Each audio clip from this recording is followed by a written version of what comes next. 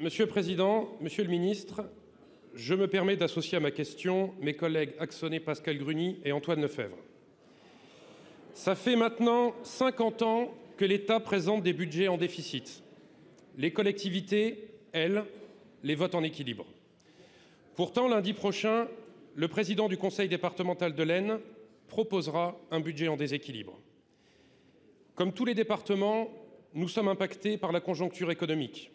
Mais comme un certain nombre de départements, nous sommes confrontés à des difficultés structurelles. Nous bouclons les budgets, ici, grâce à quelques millions issus des péréquations, là, avec quelques fonds de soutien exceptionnels. Cette situation n'est plus tenable. Depuis 20 ans, vous le savez, les départements assument en lieu et place de l'État une partie des politiques sociales et de l'accompagnement des plus vulnérables.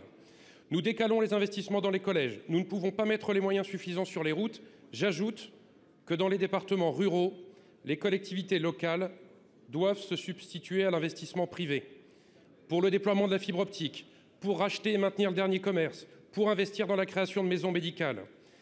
La vérité, c'est que si on ne change pas le cadre, s'il n'y a pas une meilleure répartition des capacités à agir, s'il n'y a pas une plus grande équité, si on ne remet pas le modèle à plat, un certain nombre de départements n'auront plus de raison d'exister et se contenteront d'être un simple guichet social.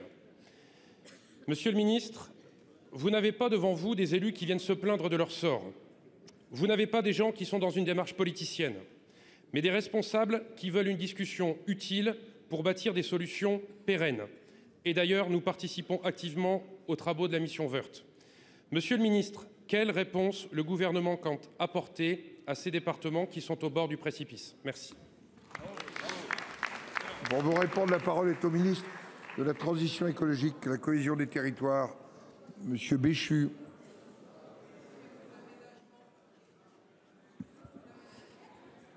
Monsieur le Président, Mesdames et Messieurs les sénatrices et sénateurs, Monsieur le sénateur Pierre-Jean Verzelen.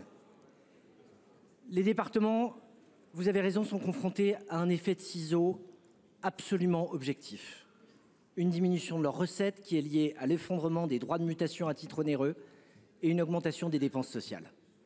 Avec des disparités entre les départements, puisque les départements du littoral, qui ont souvent un prix de l'immobilier plus élevé, ont tendance à mieux résister, à avoir des fondamentaux budgétaires plus solides que les départements de l'intérieur des terres. Mais votre analyse, elle est objective, et de la même manière que l'État a connu en fin d'année des baisses de recettes, les départements ont connu des baisses de recettes qui se prolongent, qui se poursuivent et qui plongent plusieurs départements dans des situations particulièrement complexes. C'est plus de 300 millions au travers des articles 86, 131, 251 et 304 de la loi de finances pour 2024 qui portent sur 3 dispositifs spécifiques à destination des départements dans le domaine de l'enfance, dans le domaine de l'autonomie et avec un fonds de sauvegarde qui est porté à 106 millions d'euros pour les 14 départements les plus en difficulté. À ça s'ajoute l'effort de l'augmentation pour la 2e année consécutive de la DGF qui porte à un demi-milliard le complément de crédit de fonctionnement apporté aux collectivités territoriales. Mais votre question, elle n'est pas seulement de savoir ce que nous avons fait, elle est de savoir qu'est-ce qu'on fait maintenant. Et de la même manière que vous m'interpellez en vous plaçant sous la bannière d'un état d'esprit constructif, je vous renvoie aux propos de Gabriel Attal la semaine dernière, qui dans cet hémicycle a répondu à une question sur la question de la dette qui venait, me semble-t-il, de Cécile Cukierman, en disant que le sujet c'est comment nous trouvons des chemins collectifs avec des difficultés de finances publiques dans les différentes échelles qui nous permettent pas seulement de refermer quelques trous, mais de regarder quelles réformes de structure nous devons conduire.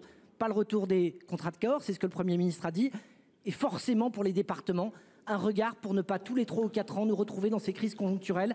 C'est l'objet de la mission Woerth. Conclusion début mai et dans la foulée, travail ensemble.